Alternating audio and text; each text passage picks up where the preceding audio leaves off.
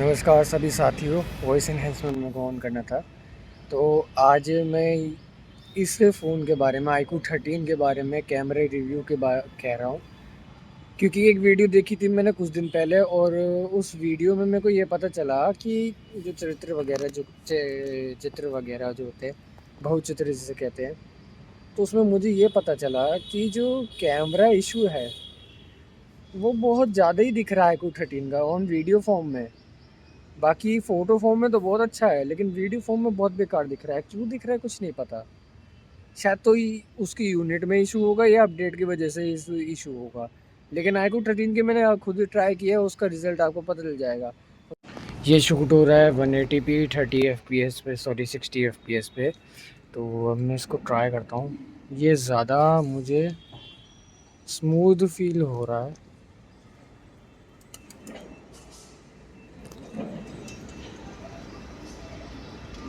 पिप्पो, ये दो पिप्पो।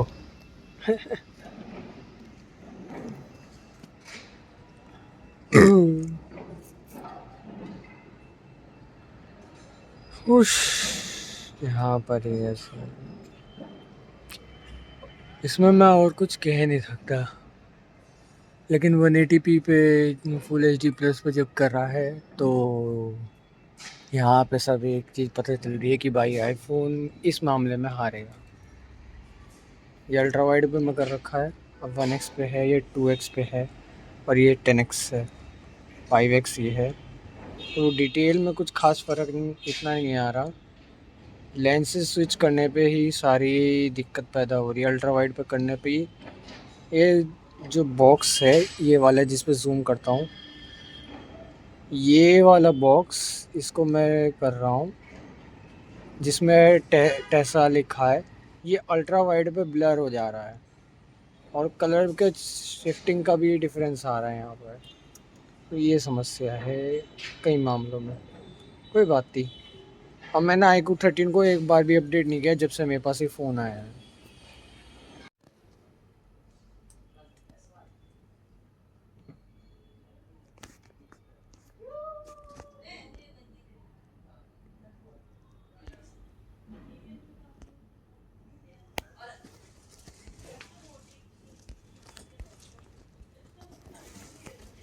मुझे ज़रा हैवी सा लग रहा है, मुझे ऐसा महसूस हुआ है। और 4K 60 FPS महसूस नहीं दे रहा मुझे। बैटरी को मैं काम करता हूँ, बैटरी से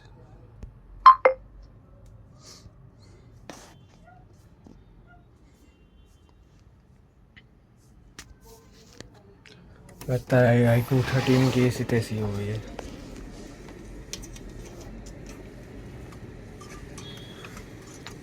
इस मामले में आईफोन जीतेगा 4K 60 FPS में। वहीं पे 180 60 FPS में iQOO जीतेगा,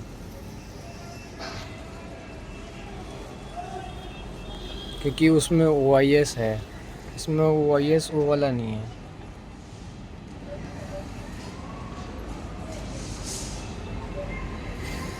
तो 4K में 10x कर सकते हैं हम।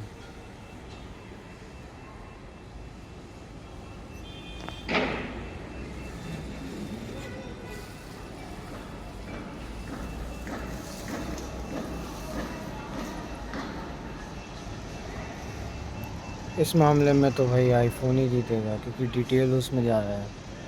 चलो उसको ट्राई करते हैं। ये वीडियो बना रहा हूँ मैं 8K 30 FPS पे। मैं ये वीडियो नाम की ये शब्द क्यों प्रयोग कर रहा हूँ। तो 8K 30 FPS में कुछ खास इतना डिफरेंस नहीं है, पर फ्रेम ड्रॉप बहुत ज़्यादा है। 2x है और 5x है इसमें। 23mm अल्ट्रा वाइड पे ये काम नहीं करेगा, अल्ट्रा वाइड लेंसेज के लिए बना नहीं है। इसमें साफ साफ अल्ट्रा वाइड लेंस नहीं है। मैं इसको ओवर एक्सपोज और अंडर एक्सपोज कर देता हूँ। अंडर एक्सपोज करने से ज़्यादा बेहतर काम कर रहा है। हाँ, अब डिटेल में अब बेहतर है, अब बेहतर है। वहाँ अंदर तक की डिटेल भी बदल जाएगी आराम से। 5x है ना, इसकी अगर ब्राइटनेस बहुत कम कर दो तो दिखेगा नहीं, इतना तो दिख ही जाएगा, और वो इतना करेंगे तो, और ओवर एक्सपोज करेंगे तो इस तरह से आएगा। ज़्यादा डिटेल मुझे 0.6 पे अंडर एक्सपोज करके ही मिल रही है। ये साले भूतने के न्यू वर्ल्ड ऑर्डर के एजेंट। तो इतने में करने से मेरे को डिटेल ज़्यादा आ रही है। ठीक है, अब 1x पे कौन सी डिटेल किधर है, इसमें कम करने तो नहीं। ओवर एक्सपोज करने में ज़्यादा डिटेल आ रही है। नहीं, इतना या इतना करने में ज़्यादा डिटेल आ रही है। ये था iQOO 13 का रिव्यू कैमरा। ये 8K 30 FPS पे का रिकॉर्ड है। कमेंट करके ज़रूर बताना कि भाई iQOO 13 कहाँ मामले में गड़बड़ है। ये अंडर एक्सपोज, इस पर ज़्यादा डिटेल आ रही है, इस पर ज़्यादा डिटेल आ रही है। मैं अगर अपनी वो रिव्यू बताऊं तो रिव्यू भी मुझे iQOO 13 बहुत अच्छा लगा। मेरे को कंपनी कुछ करती नहीं है, और ऑलरेडी अगर यदि कोई GSM से है तो वो जानता है कि भाई मैं जेन्युइन व्यक्ति हूँ या नहीं। मुझे पहचानने के लिए आप लोगों को ये देखना पड़ेगा कि मैं किस संस्था से जुड़ा हूँ या किस चीज़ से जुड़ा हुआ हूँ। जब आपको पता चल जाएगा जिस चीज़ से जुड़ा हुआ तो फिर आप पता कर लोगे कि मैं जेन्युइन दे रहा हूँ या नहीं दे रहा हूँ।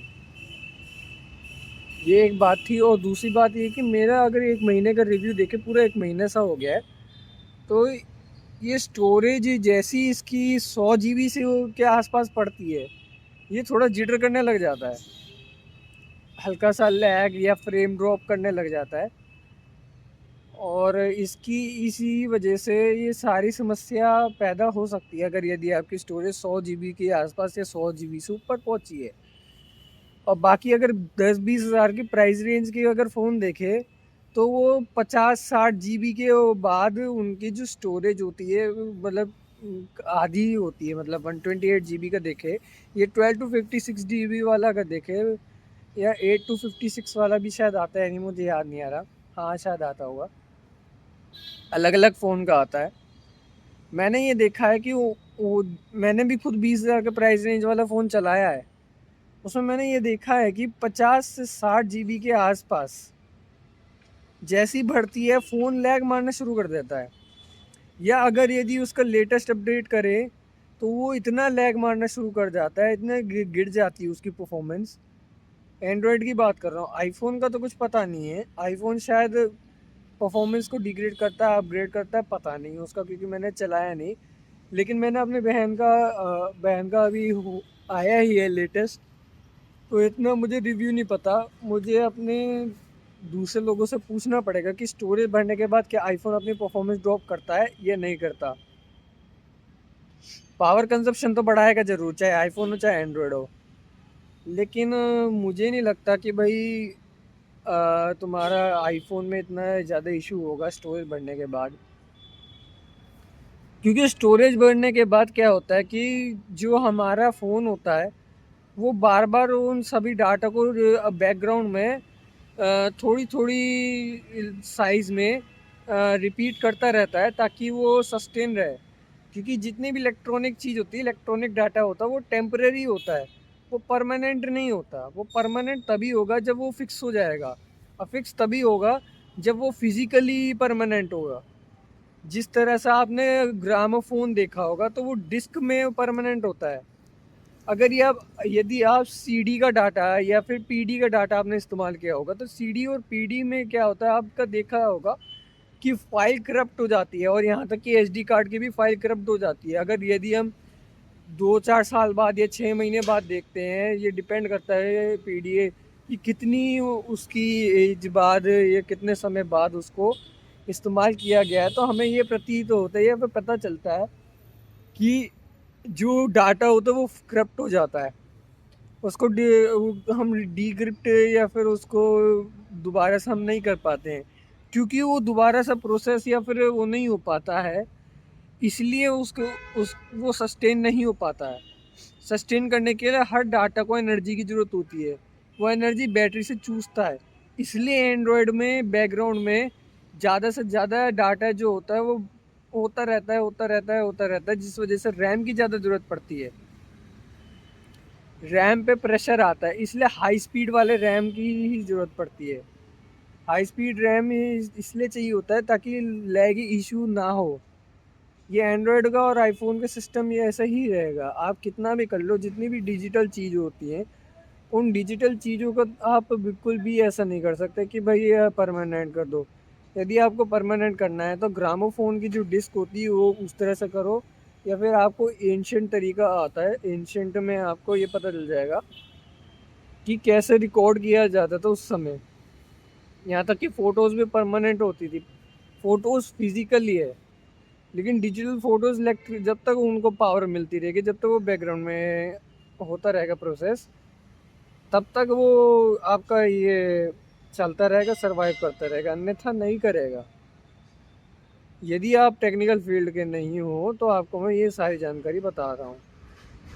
लोग ज़्यादा नहीं देखेंगे, कोई बात नहीं, लेकिन ये आईक्यू 13 का ये रिव्यू था। बाकी इसकी परफॉर्मेंस मैंने देखी, बहुत ज़्यादा ही पावर है, लेकिन मेरे हिसाब से मेरे लिए अभी भी ये कम पड़ रही है। मुझे और स्ट्रॉन्ग पावर चाहिए थी और बैटरी भी ज़्यादा चाहिए थी। ये कम से कम 2 दिन तब भी चला देता है मेरे को। 12 से 14 घंटे का ये स्क्रीन ऑन टाइम दे दे रहा है, और देखा जाए तो 1.5-2 दिन तो ये चला दे रहा है मेरा। मेरा इतना हैवी यूसेज नहीं है, सिंपल यूसेज है। हैवी यूसेज की बात करें तो 8 से 10 घंटे ये चला देगा। 8 से 10 घंटे चलाएगा तो बहुत सही है, 6000 mAh के आसपास। लेकिन आईफोन इस मामले में ज़्यादा आता है। हैवी यूसेज में अगर देखा जाए तो 10 घंटे तो चला ही देगा, वो भी कम बैटरी एमएच के होने के बावजूद भी, क्योंकि आईफोन में पाइपलाइन बहुत ज़्यादा है। ये प्रोसेसर के बनाने वाला व्यक्ति जानता है कि पाइपलाइन क्या चीज़ होती है। पाइपलाइन ज़्यादा होने की वजह से ये जो हो जाता है कि प्रोसेसर को ज़्यादा लोड नहीं पड़ता, ये थ्रेड की तरह काम करता है। पाइपलाइन ऑलरेडी आप समझ जाओगे, अगर आप पाइपलाइन के बारे में रिसर्च करोगे तो आपको पता चल जाएगा। आप कोर्स करना, कोर्स करके आपको सब पता चल जाएगा कि भाई पाइपलाइन क्या होता है, प्रोसेसर का क्या होता है, आईफोन का चिपसेट क्या, स्पेसिफिकेशन देखना। और जो आईफोन का सॉफ्टवेयर है आप खुद देखना, उसमें ज़्यादा फीचर्स नहीं है। और ज़्यादा फीचर्स ना होने की वजह से कुछ ऐसे फीचर्स हैं जो बहुत अच्छे हैं, लेकिन बहुत सारे फीचर्स एंड्रॉयड के बहुत मिसिंग है। और वो इतना माथा का पच्ची हो आईफोन में, जिस वजह से प्रोसेसर और रैम पर इतना लोड नहीं पड़ता सॉफ्टवेयर का, जितना एंड्रॉयड का पड़ता है।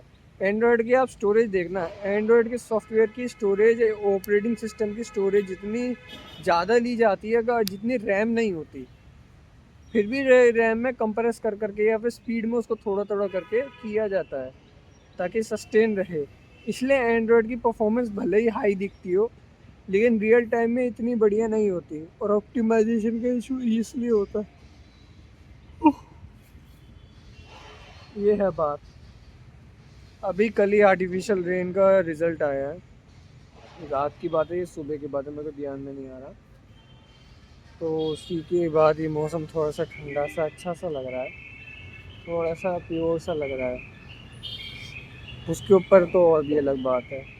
लेकिन अगर आपको यदि एंड्रॉयड या आईफोन में, हाँ कल मैंने देखा आईफोन 16e लॉन्च हुआ है। आईफोन 16e सच में बिल्कुल भी वैल्यू फॉर मनी नहीं है, कबाड़ है बिल्कुल। ये लंबे समय तक नहीं चलने वाला। क्यों? क्योंकि इसमें एक कैमरा है, आपकी ज़रूरत एक कैमरे से नहीं चलेगी भाई। आपको मैक्रो लेंस भी चाहिए होगा, अल्ट्रा वाइड टेलीफोटो लेंस चाहिए होगा आपको। उसमें टेलीफोटो लेंस से है ही नहीं। भला एक कैमरे से हमारा क्या लेना देना भाई। भाई वीडियो क्वालिटी चलो अच्छी आ जाएगी, लेकिन सामने वाले व्यक्ति के पास आईफोन थोड़ी ना है। लोग ईएमआई पे ले रहे हैं, ठीक है, पर लेकिन वो आईफोन चला करके भी वो उसके बजट के हिसाब से आप खुद देखना, आईफोन का बहुत ज़्यादा खर्चा आता है, रिपेयरिंग कॉस्ट। भले ही वो जल्दी नहीं टूटता, लेकिन रिपेयरिंग कॉस्ट जो आती है वो खर्चा बहुत ज़्यादा आता है। वैल्यू फॉर मनी नहीं है भाई। आईफोन 16e या आईफोन 16, आईफोन 16 प्लस, ये आईफोन की 16 प्लस और 16 और 16e SE ये वाली जो लोएस्ट सीरीज़ है ये बेकार है। 16 प्रो मैक्स ठीक है, अगर यदि तुम्हारे पास पैसा बहुत है उसे लो, और मतलब बैंक नोट या डिजिट तुम्हारे पास है उसे लो और उसको चलाओ। पर लेकिन तुम्हें मैं बता रहा हूँ, एंड्रॉयड सिर्फ वैल्यू फॉर मनी आता है। तुम्हारे रुपए की कीमत भाई तुम नहीं जानते हो असलियत में। तुम्हारे रुपए की कीमत ये तुम्हारे को तभी पता चलेगा जब तुम रुपये पे रिसर्च करोगे रुपया असलियत में है क्या।